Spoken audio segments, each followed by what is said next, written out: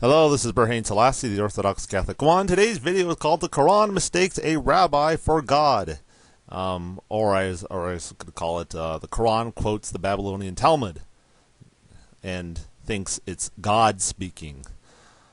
Now, the time of the Quran was written, Muhammad and his friends probably heard a lot of oral things that the Jews and Christians had to say, and this was one of them. So anyway, in the Quran, the chapter 5, the Quran tells us the Islamic version of the story of Cain and Abel, but doesn't use those names, but it's obvious it's talking about the sons of Adam in the previous verse. I think it's verse 29. And it adds, and it implies it, or actually it says it's by God. It uses the word we decreed. It uses what they call the plural, first person plural, the royal we.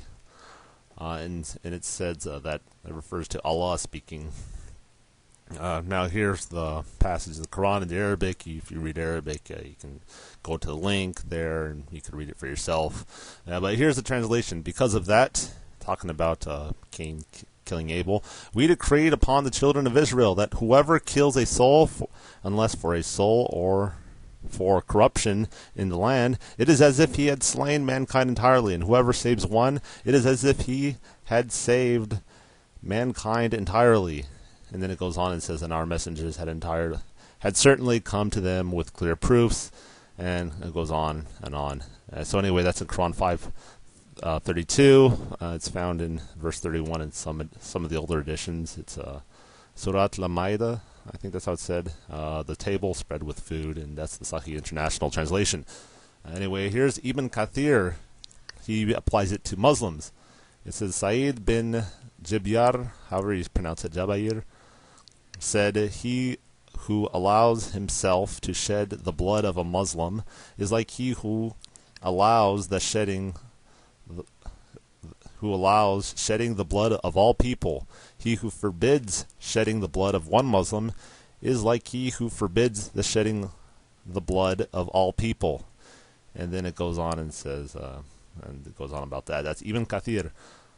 So anyway, it's interesting. It only applies to Muslims. If you shed the blood of a Muslim. But anyway, so the Quran is mistaken since it says we decree. So it's God speaking. But the problem is the Quran is largely plagiarized. And in this case, it's plagiarized from the Babylonian Talmud, the Mishnah to be precise, which actually is around the year 200, edited by a man named Yehuda Hanasi, which would be the head of the Sanhedrin.